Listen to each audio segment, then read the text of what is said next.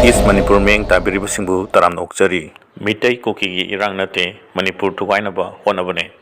Sakhang laba furup kuntra mari kuntra manga leiba Manipur da hauzik kuki militant singna kuki oiba tongan ba leiba ama Manipur leibak tege loktoklaga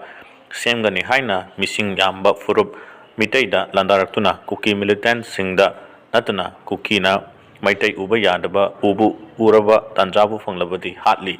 asumna Manipur ki apun basaktam thugairaga Manipur dagi separate administration leiba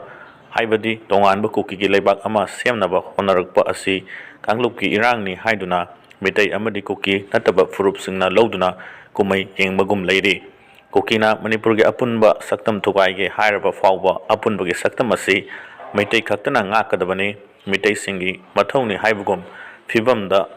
atai furup singna lobagum leiri asigumba Manipur ki apunba saktam thugaige honarakpabu furup kanglup ki erang ni haina leirambadu ngasidi kanglup ki erang natte haiba mayek senglakle kukina Meitei da landarakpa matamda Meitei miyamga lan thengnabagi mahut security forces singa oina lan thengnariba asina kanglup ki erang natte haibasi mayek sengna takli phibam asi yawraklaba fawba central government na kuki militant singna landarakliba asi laksinduna lefhanbagi tabak maipunana honabagi mami tadri lengakpa singna lamhenba kuki militant singbu nakoinana saukatpa loinana makoigi mateng pangi haibagi thodau kaya thokli maduga Meitei natuna leminariba atai furup singnasu Manipur ki apunbagi saktam kaihannaba amadi Manipur dagi tonganba administration leiba yaroi haibagi lokhatpa yaba khongthang amatasu thangjalakpa udri masimakti Manipur ki oina laibak thibani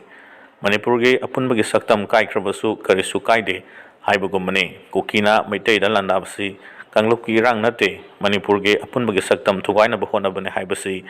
khanglabanina Manipur da leminariba furup punamakna kuki ki sangsilakliba khongthang asige mayokta leminaduna thengnaba chumi haibasi khanfam toi